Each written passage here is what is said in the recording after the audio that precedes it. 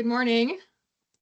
Welcome to the iON Guardian webinar, and thank you for joining us today. I hope everyone's doing great this fine Thursday morning. We're going to get started here with a few intros. So my name is Whitney Melrose, and I am a senior sales manager here at iON United. I support the commercial and SMB clients and territories across Canada. With me here too is Mike Ryan, our Director of Network and Cybersecurity Solutions, who has been tasked with taking high-value cybersecurity consulting solutions and making them available to our SMB and mid-market clients. So today we're going to be taking you through some of the trends, risks, and need-to-knows of the cybersecurity industry as it relates to your organizations and how iON Guardian can help keep your cybersecurity posture strong. Now, we do have a Q&A going, so if a question comes up, feel free to pop it into the chat and then we can answer them at the end. If you guys see a question that you really like, give it a thumbs up and we'll answer those in order of priority.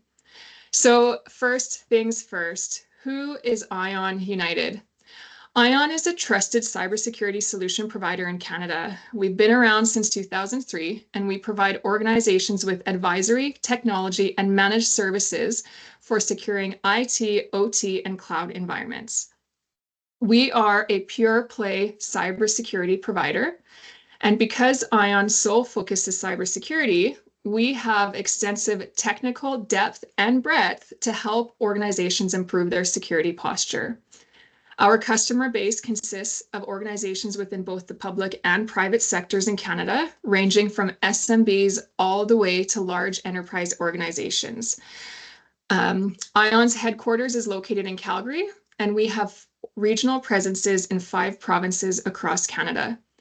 We also have over 100 resources available to you that have decades of practical experience, and we understand how to balance business risks with users' impacts. Now, I'm going to hand things over to Mike to take us through some problems, risks, and challenges facing the SMB and medium-sized organizations when it comes to their cybersecurity posture. So Mike, over to you. Thanks, Whitney. Whitney mentioned that we have a renewed focus on the small and medium-sized business market, and there's some really good reasons for that. Some of the numbers that we're seeing recently up on the screen, so we're seeing that over 50% of all cyber attacks are targeting small and medium-sized businesses. 70 to 83%, depending on the vertical of the SMBs, just aren't ready for those cyber attacks, whatever form they might take, which is a major problem. And 95% of cybersecurity breaches are a result of human error, which is interesting because we're seeing a lot of new systems coming online where we have a lot of opportunity to make errors. So with a lot of our infrastructure now in the cloud, deploying highly automated systems, using cyber systems in every aspect of our business processes, those misconfigurations or fat finger mistakes can have some major repercussions. On average, your average business is going to get attacked about 26,000 times a day. We're seeing a lot. We'll get into this a little bit more in the presentation, but we're seeing a highly automated cybercrime industry, which is on average attacking you every 3 seconds. Now, some of those are really easy to defend against and are just going to get dropped by your firewall. Others are not. The scariest statistic that I'm seeing here is that 60% of the small businesses that are victims of a cyber attack go out of business within 6 months, which is just a terrible, terrible statistic to have to read. We're seeing a lot of small businesses already under pressure from various factors like inflation, difficulty securing capital. The last thing you need is a cyber attack, making it even harder to get your business going. The attacks that we're seeing are, some of them are the same as they've been for a number of years. Phishing attacks, these used to be easier to spot, but they're getting a lot harder to tell the good emails from the bad. So we're looking at more sophisticated attacks, needing more sophisticated tools to address them. User and data security is a big one. How do we authenticate users? That, like I was talking about, the complexity of cloud and the ease of sharing things has made it super easy just to share a file that maybe you didn't intend to share, or just to leave something exposed that shouldn't be exposed. Malware, of course, is the same as it always has been. Insider threats, this is something that's evolved as well. We have the standard use case where we have an employee that has decided that they want to do harm to their organization. We've also seen employees now being able to sell their credentials on the open market on the dark web. Anything from, something like a credential purchase may be bought in bulk for like $5 for a compromised account per account, up to thousands of dollars for an identified compromised account from someone like a system administrator with a high value company like an insurance company or a bank. So those incentives are there for people. Ransomware, you kind of think, is this thing ever going away? It's not only is it not going away, it's actually getting worse. The United States saw a 63% rise in ransomware attacks in 2024 so far. United Kingdom going up to 67% jump. The ransomware attackers are targeting specific industries now, just like they've always done, but they're really going after manufacturing these days, with a 71% increase in ransomware in manufacturing. Yeah, and leaked credentials. Think about the number of accounts that we even personally have stored in our password managers. If you lose access to one of those, if you've reused the passwords from some of those accounts, those things can be used to get into your organization as well, if you don't have really good controls on them. So all of these things are things that are persistent, but things that are getting worse because of the fact that I haven't mentioned is the rise of AI-based hacks. So AI makes all of what we just discussed easier for the attackers. So we see, this I really like this slide. Actually, this comes from SANS Summit. They have released a whole series of AI cybersecurity slides. I highly recommend going and looking at all of them if you can. This is the one I think that's the most pertinent for small and medium-sized businesses. Looking at all the ways that AI is going to present you with a new threat. So we're seeing things like deep fakes, right? So these things are getting super cheap and easy to execute. We've seen ads on Alibaba, and we've actually confirmed that this is a real service. You can give them a short video of someone speaking and moving around, and we can basically script out a video of that person saying or doing anything we want for about $120 US. It imitates their voice, their speaking style, you name it. These things can be very convincing. These are being used for phone calls, bail scams, imitating people's children, all of those types of things. Deepfakes are becoming a big challenge. Phishing emails is one of the things that are right in front of us today, and things that we're seeing right in our backyard. The attackers are using versions of ChatGPT that don't have any security guardrails on them at all. Something called Fraud GPT, something you can pay on the dark web, about $200 US per month for a Fraud GPT subscription, and that will automate a lot of basic fraud use cases, right? So sending AI generated phishing email campaigns that are completely free of any grammatical or spelling errors. Things that we used to use to flag potentially sketchy emails in the past.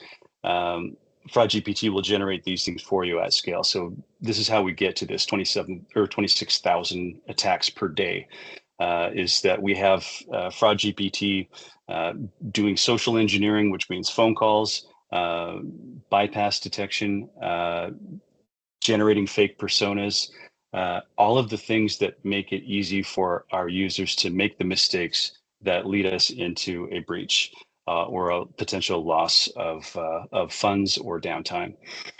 What they're recommending here in terms of countermeasures are robust access controls, and that means things, some kind of access control that can look at the big picture and take inputs from a variety of different sources throughout your infrastructure, and take actions and recommend actions accordingly. endpoint protection that uses AI tools. Of course, those things are available to us now as well. Email filtering that can read the context of emails and tell you what the goal of that email would be, right? So instead of just scanning for malware or for bad links, we're actually looking at the context of that email as well, using our own AI tools. So we need to fight the AI with AI of its own. Of course, continuous scanning and patching is table stakes these days. If we have something that's exposed to the unwashed internet, we need to know about that right away. It used to be something that maybe we could get away with doing a vulnerability scan periodically. We have to be doing those things continually now. But most importantly, we're seeing that just because of that user error figure before, and we'll get into this in a little bit more detail with an example, is the security awareness. So what do our users know about the sophistication of the attacks that they're going to be facing? That is the lowest hanging fruit, but it's the thing that most often we get wrong, right? But a lot of these things are relatively easy and relatively cheap to correct these days. Just looking at the downside, when we're looking at that 60% of businesses that get hacked, why do they fail, right? So financial losses, of course. You have a business email compromise, intercepts a large sum of money. This is happening all across the board. So this is happening to oil and gas companies. This happens to a fellow that I buy a lot of my beekeeping equipment from. He's just a single business owner that just runs the business on his own. He fell victim to a business email compromise attack, very much like the one that we're going to get into in the use case. And he lost an entire year's worth of revenue. And that was devastating for him. We all hate to hear these stories, but it applies equally to the smallest of businesses and the largest, right? The problem is, and the reason that we're seeing the statistics that we're seeing, is that the small and medium-sized businesses don't have the tools that the enterprises do to defend themselves against it. Reputation damage, I think worse now than it used to be. Seems like there's a trend in the industry to expect business partners, people in our supply chain, to have some evidence of compliance to a cybersecurity standard. So not just a list of things like, yeah, we've got CrowdStrike deployed, we've got Sentinel-1 deployed, we've got a firewall.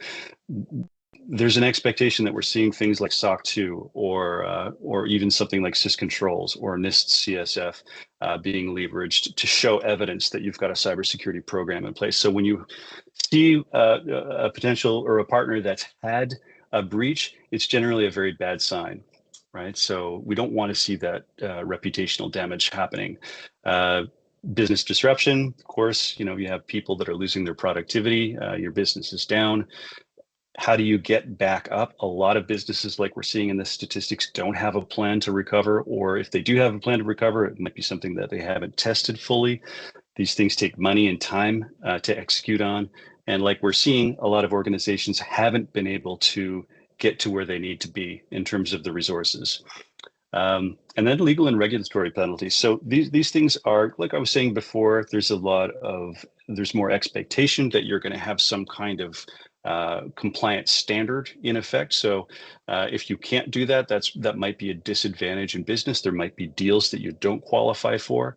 We're seeing things like Bill C-26 is coming into effect here, hopefully soon in Canada. That's going to affect mostly the enterprise, but if you do business with the enterprise, it's going to affect you too, right? So if you're a major partner, if you're doing a lot of business with a major telecom or a finance company, then those regulations are going to apply to you as well, if you want to do business with them indirectly. Let's look at a use case here. So how do these attacks happen? So I want to get into a little bit of detail about this, just to show what kind of controls we need to have in place to make us impervious to them, right? So if you have someone, let's say we've got a high profile user, someone who has access to an accounts receivable or an accounts payable mailbox, those people are going to be targets out there on the internet. People can read those titles anywhere and start targeting those people with phishing campaign. So we think that we're doing all of our due diligence when we say that person needs to have two-factor authentication enabled in order to get them access to their O365 mailbox, right? So they're using a second factor from their phone, they're using an authenticator, whatever it is that they're using, they're getting OAuth authenticated to O365. Once they've done that, they get a token. So that token allows you to keep that session persistence. So you don't have to keep logging in. It's a convenience factor. But it means that you've done your second factor, you've done your password, and now you've got that token. So if an attacker sends a phishing email to that user, and they click on the link in it, and these things can be very convincing. It can look like you're just doing your regular day-to-day operations. I had a long conversation with the CFO who had, this is actually a real story that I've seen happen multiple times, but in this particular instance, the CFO could not be convinced that they had clicked on a bad link. And probably to this day, it still doesn't believe it. But the evidence was in the logs, and once that link had been clicked on, their token was used to go through a proxy back into their O365 platform. They don't notice anything. They don't see anything. They don't know they're going through a proxy, but their key is being reused for that session, and the attacker is piggybacking into their O365 session.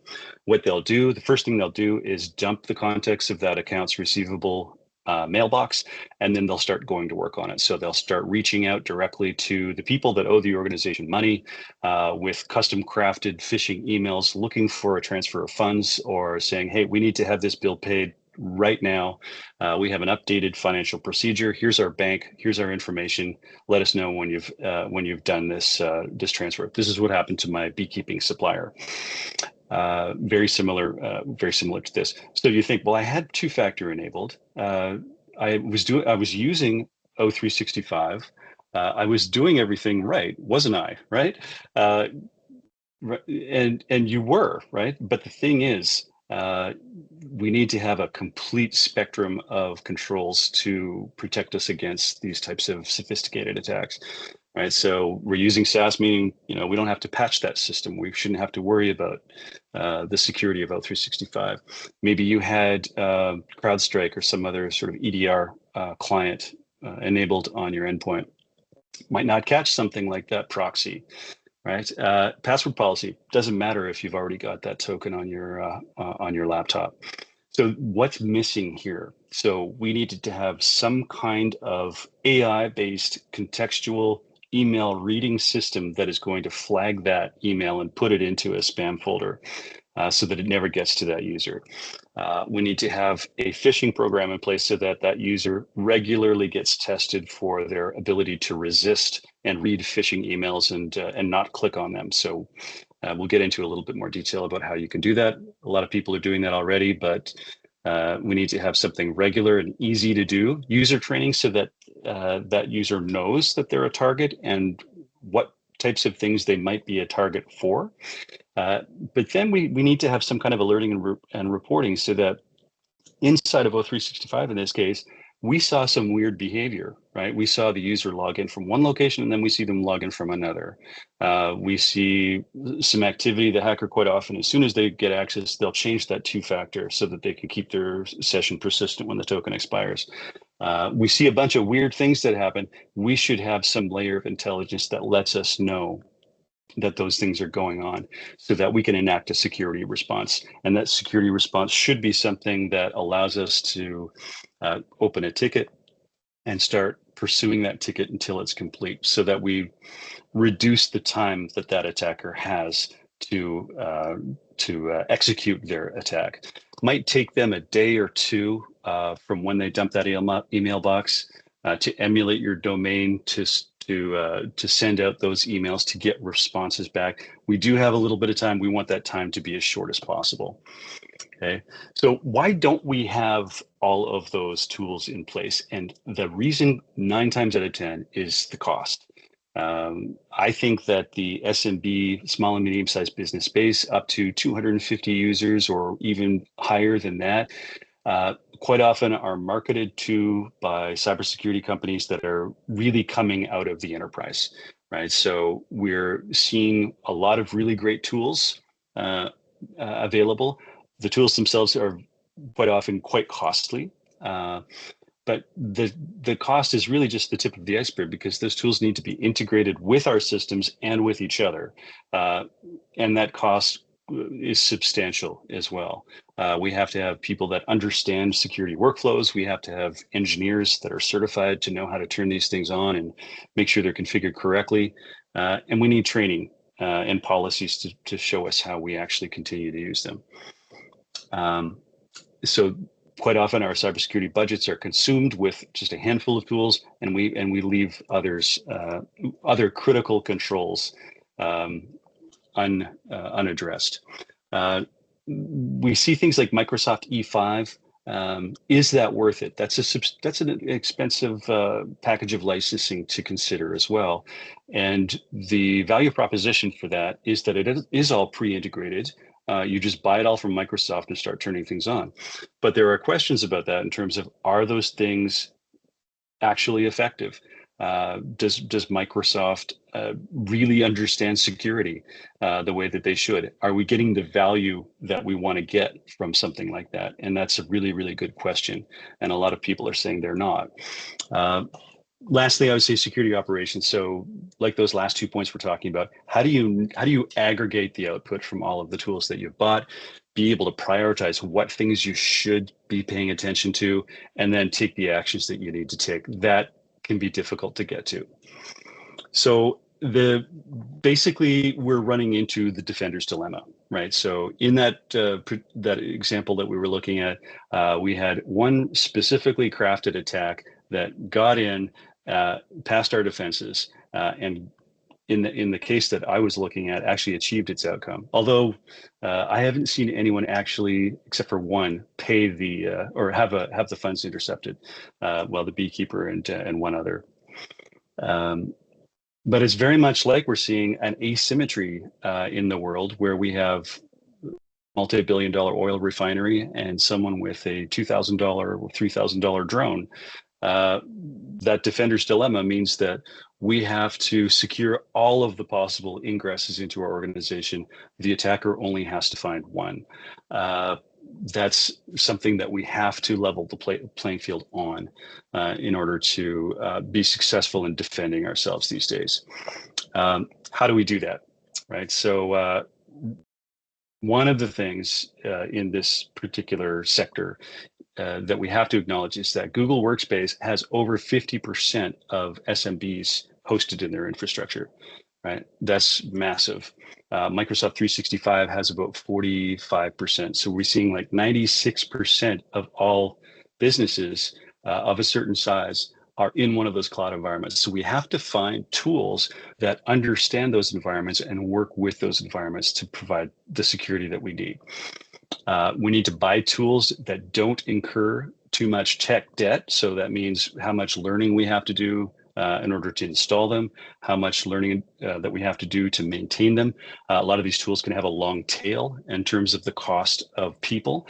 And like we're seeing, the cost of people has gone up a lot in the last few years, and we'll continue to do that. Right. So keeping those that tech debt to a minimum is incredibly important.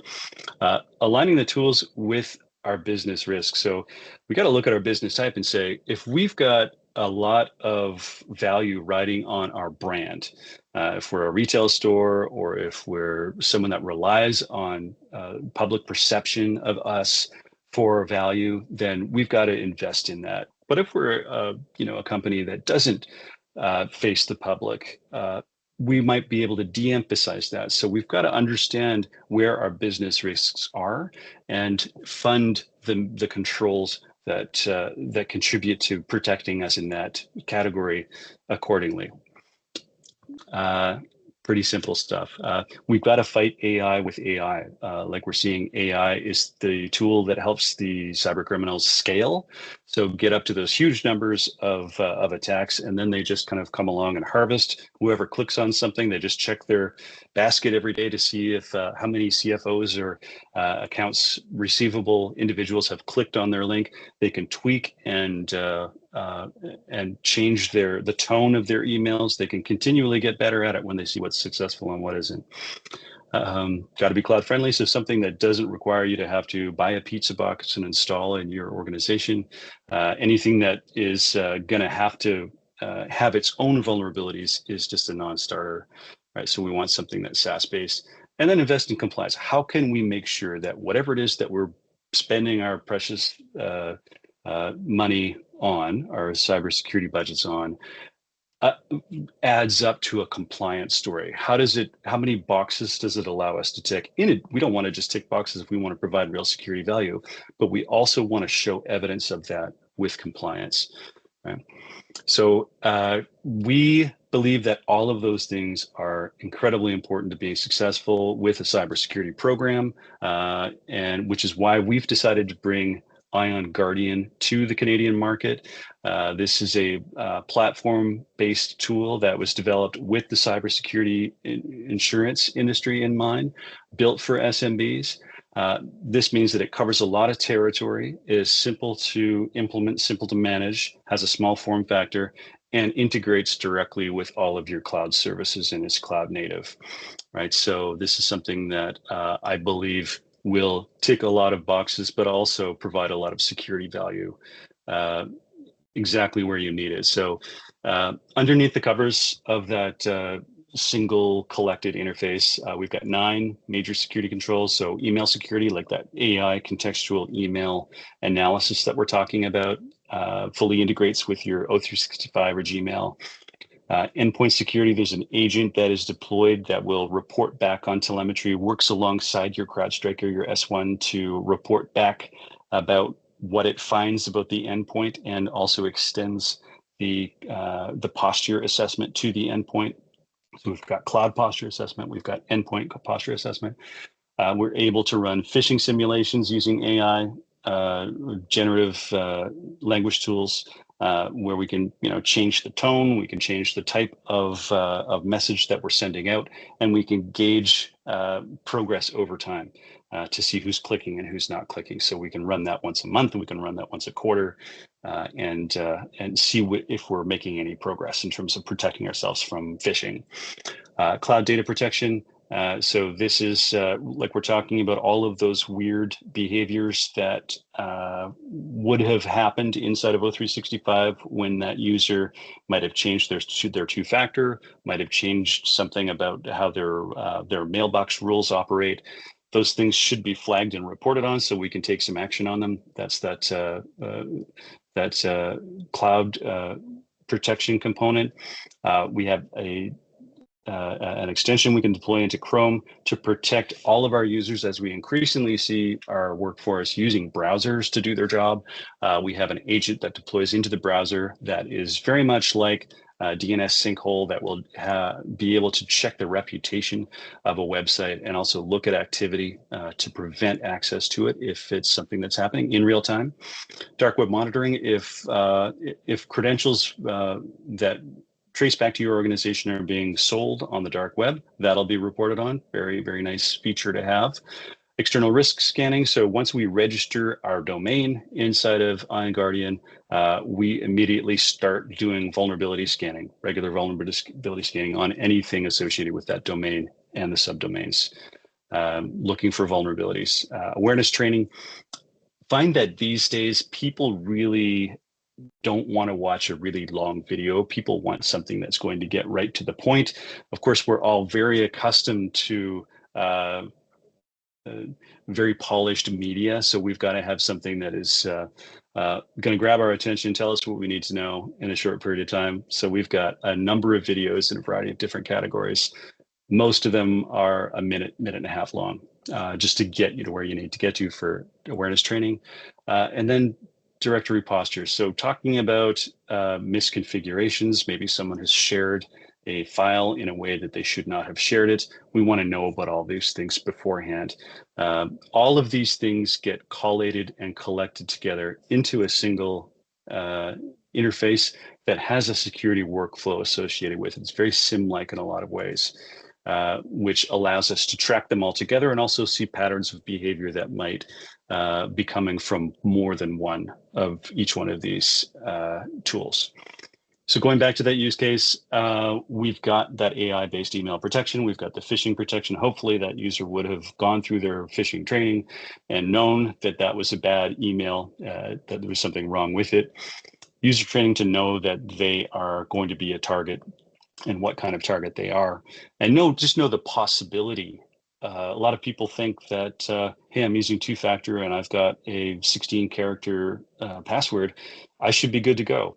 In fact, that user training should tell them that there are other things that they need to do to be fully protected.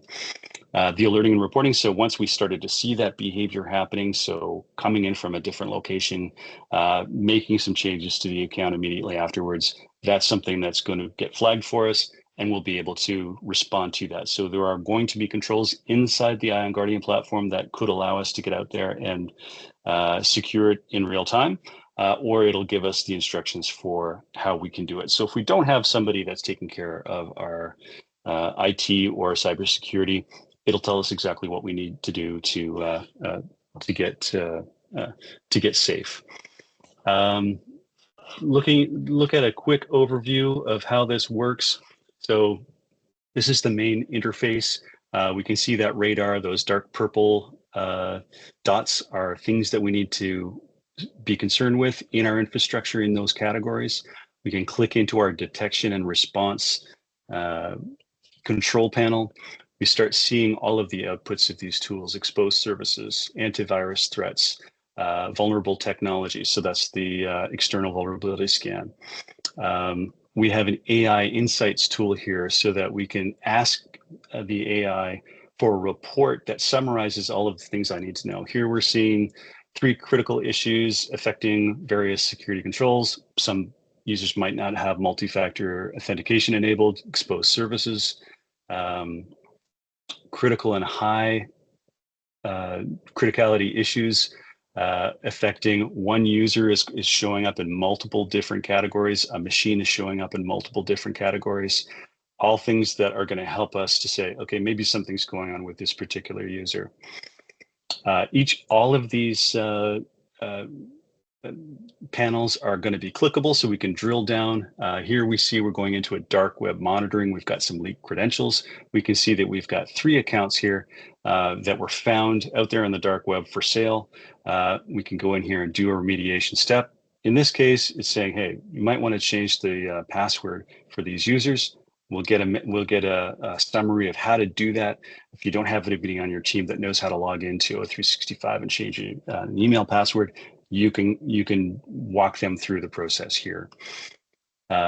Going back out into the some of the other different categories that we're seeing. So external file shares is something that we're going to want to pay attention to. So here it's a low vulnerability or a low criticality alert, but let's look at it anyway. Maybe there's something in there that's gotten flagged for a reason. We see down in here, we've got a SharePoint folder that's been shared with evil person. So that might be something I recognize. Hey, they're not part of my organization. Maybe there's someone that used to work here. Let's go in here. We've got a variety of different options. Let's remove that. We could notify the user. We could say, yeah, it's okay. Let's remove that permission. So Guardian platform will go into that file share and actually remove it for you if you think that it's critical enough. So there are a lot of automated actions that you can take that will solve common problems for you.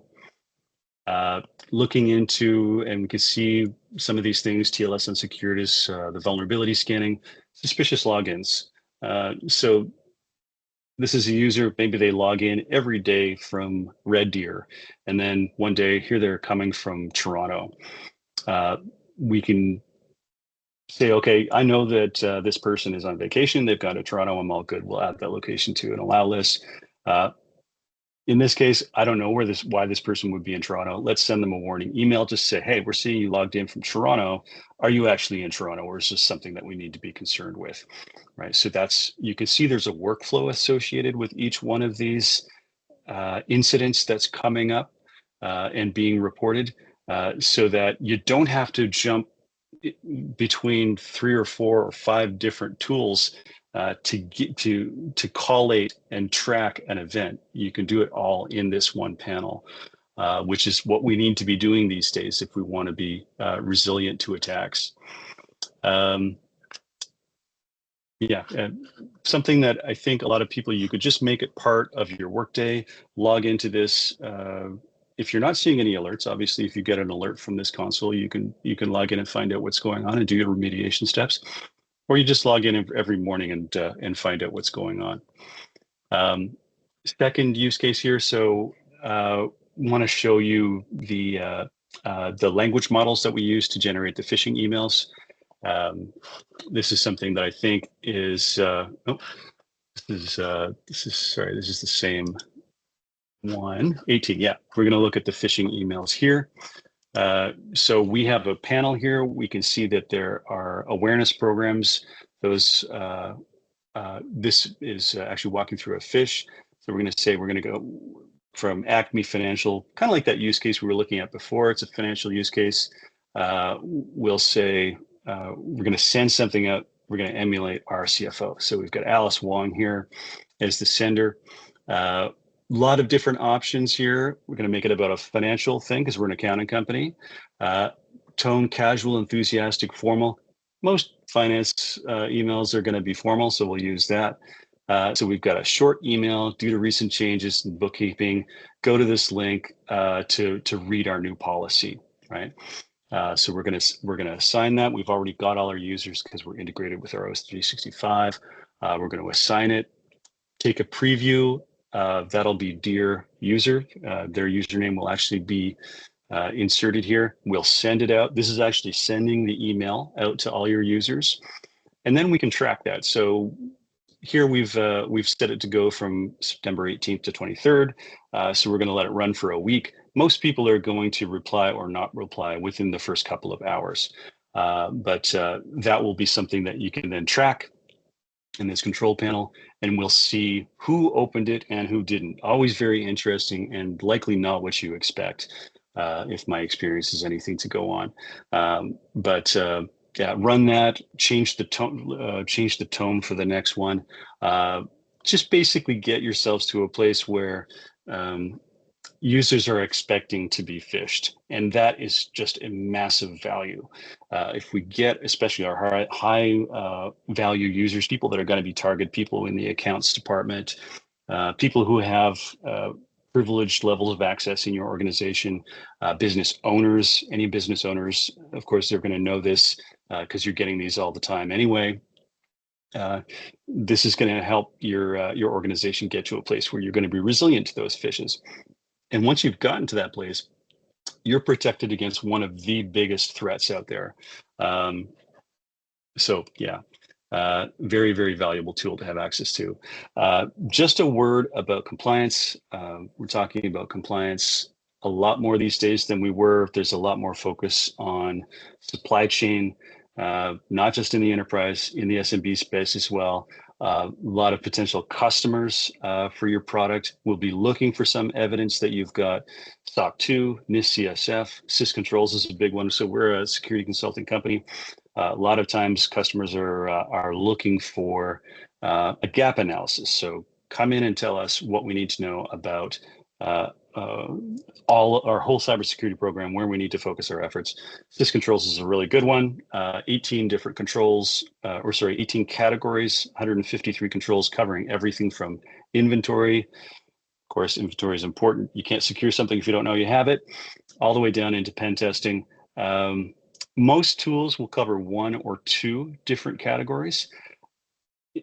We love the fact that Guardian has controls in 11 of these different categories with partial coverage in 2 additional ones. So that's how we get to the place where we show really well when we're looking at cybersecurity insurance coverage, so we can get a lower premium if we can show that we've got all of the tools in place needed to protect us. So companies looking at a lot of organizations and saying, hey, we love the fact that you've got 2-factor, you've got a really great EDR agent installed, you've got firewalls, you've got all of this stuff, but how do you put it all together? That's the stuff that prevents that loss of money. That's what that insurance company is looking for. They don't want high risk customers and having to pay out on these policies. And the premiums reflect that. Premiums have gone up quite a bit. So just consider that when you're looking at tools. How does it look from a compliance point of view? So just in summary, unified, so single pane of glass. We're putting a lot of things together and making it easy to manage, easy to look at patterns of behavior that emerge from more than one tool. Very sim-like in a lot of ways. We've got a predictable price point, so we're not looking at a lot of changes to your budget over time. You can put this together with your cybersecurity program and have a very predictable cost going forward. Quick deployment, the last customer that we set up, it took 22 minutes, I think, to get them onboarded. That's getting all of the APIs connected. After that, there's still an endpoint client to deploy and a browser extension to deploy, but that can be done fairly quickly, depending on what kind of tools you have access to. Super easy to turn on, like almost no integration to do. Definitely needs to do some training so that everybody understands how to use the console and how to respond to those things that are coming in. But a heck of a lot easier than pretty much anything else you're going to see out there. And then, lastly, it's something that really shows well in compliance and something that when you're reporting to your insurance company and they're looking at assigning you a premium, it's something that's going to help you in that regard as well. So that's the iON Guardian platform. We're talking quite a bit about pricing, so I'm going to turn you over to Whitney to fill you in on that and to close off.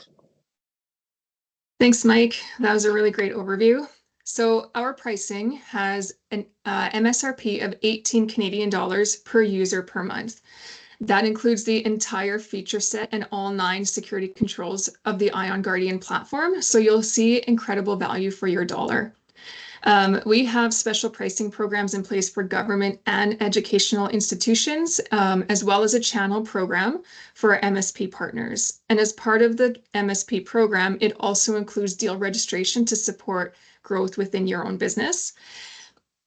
We also have incentives for customers who are buying in larger quantities and ones that want to buy for longer than 12 months terms. So the more you buy and the longer you buy for, the more incentives you can qualify for. And one of the most important offerings that we have is flexible options for your budget and your payment schedule. So we offer the options of monthly, annual, and upfront billing. So let us know if you have any particular billing or budget requirements you're trying to meet. So now to wrap things up with some next steps, Mike and I will be contacting all the participants from this session to arrange one-on-one meetings with you and your organization stakeholders. We aim to explore how iON Guardian's 9 features integrate with your current workflows and discuss how we can tailor the platform to fit your existing infrastructure. So in that session, we'll also provide a free cyber risk assessment report. We can review it together and highlight any potential vulnerabilities within your organization. And then we'll also arrange a demo where we deep dive into the platform and a no obligation trial of the platform for you. If you're happy with what you've seen today and you want to get started using iON Guardian right away, we can focus on getting you set up and onboarded for your trial during our next meeting. So now with that, I think we'll open it up to some questions if anyone here wants more information or needs additional clarity. Alicia, if you wouldn't mind reading some of the questions that have come through the Q&A on the webinar. Yeah, absolutely. And great presentation, both of you.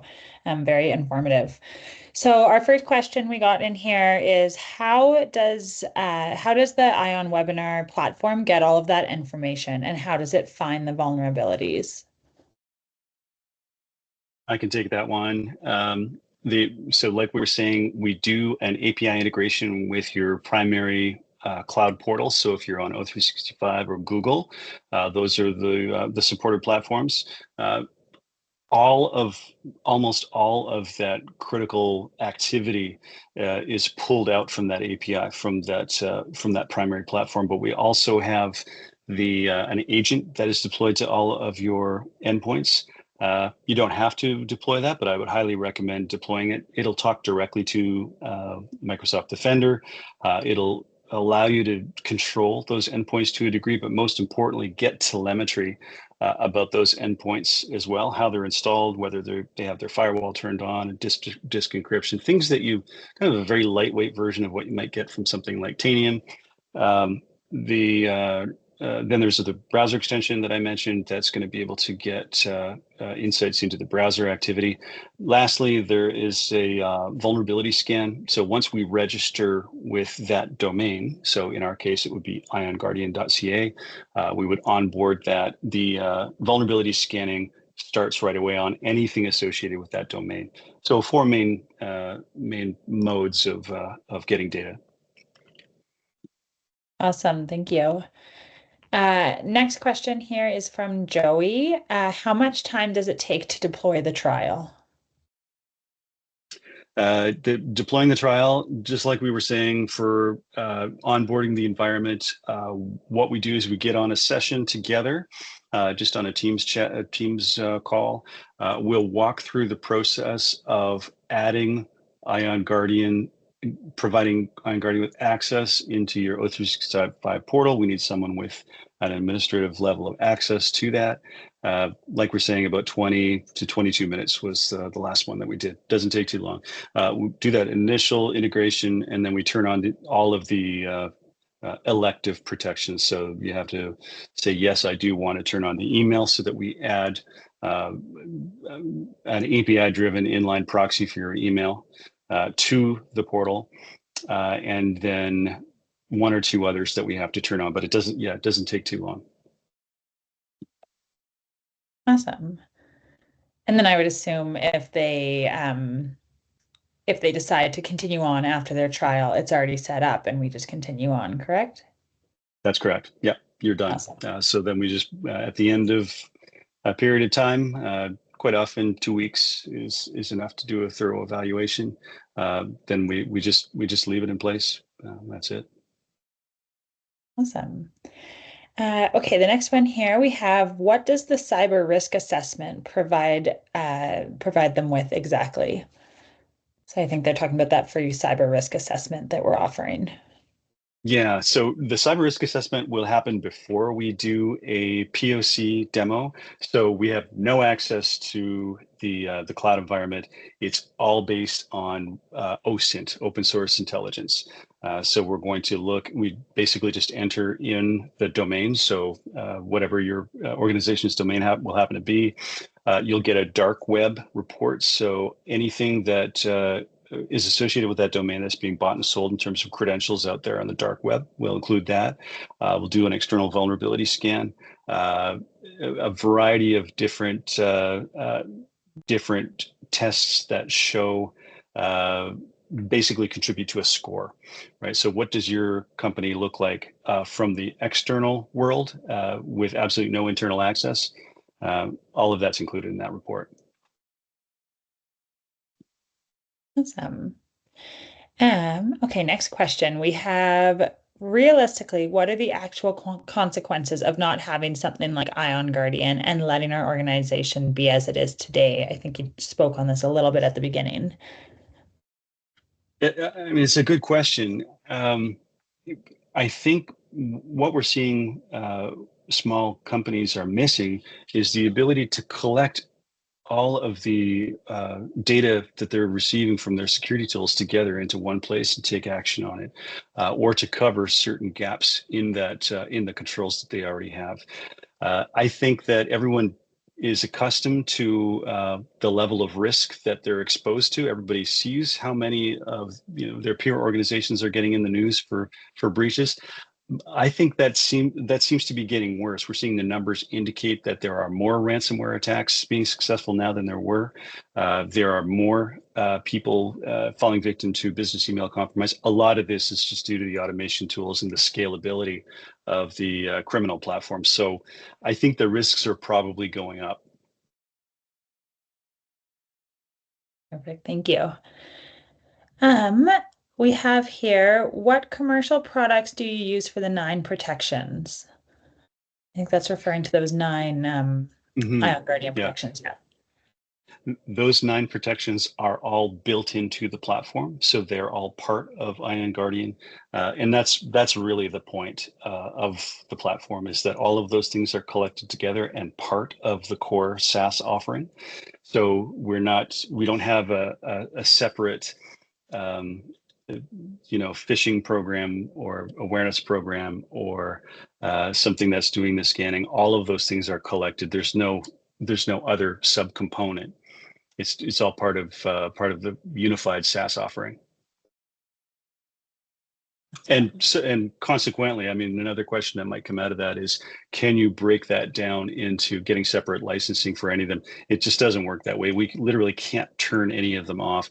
I mean, you can disable the email protection if you want to. Some people say that they don't want to have that turned on right away. You can turn it off, but really it's an all-in-one licensing model. Awesome. Thank you. Another question here. Is it possible to remove the information once it is posted on the dark web? No, unfortunately it isn't. Yeah, once that genie is out of the bottle, it is out of the bottle. And there's really no point in removing it. Even if we could, someone might have made a local copy of those passwords. The only thing we can do is once we're notified about it and we know that those things are compromised, we just get in there and change those passwords or remove those accounts. What we see a lot of times coming up with the dark web monitoring is that they are departed employees, so people that don't work for the company anymore. And look, just digging into that a little bit, sometimes we have someone that has used their own corporate account, so their own corporate email and password have been compromised. But we're also seeing people that are working with vendors or partners, they're using their corporate email to log into other systems, other remote systems.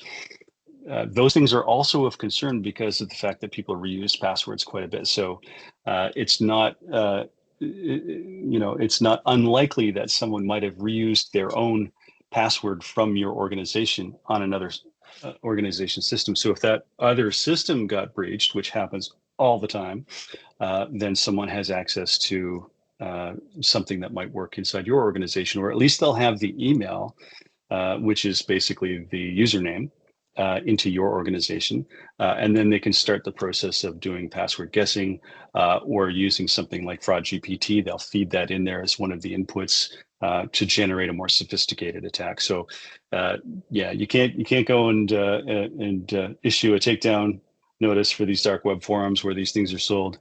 Best thing you can do is just patch it up and move on. All righty. Next one here is, what is the minimum users needed, and do you have a minimum requirement? So I can take that one. There is no minimum user count needed.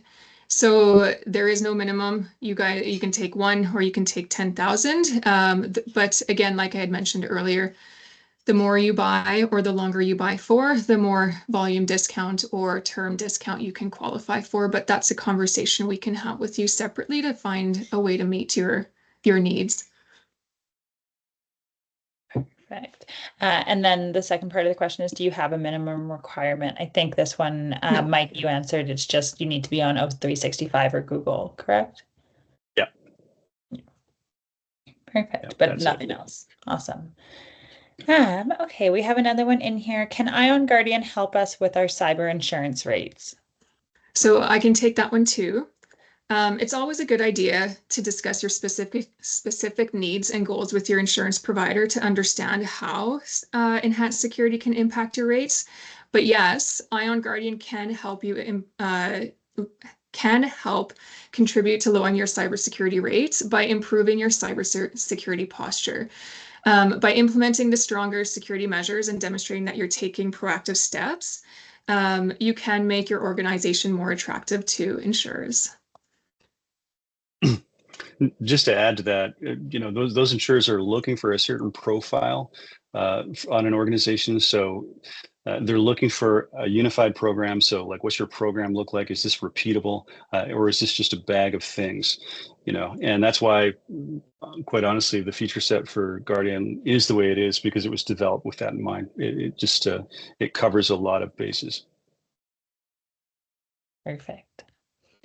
Next question here, we have, what are some industry regulations an SMB might have to comply with in Canada right now and in the near future? And how can iON Guardian help us come up to compliance with those regulations? That's a good one.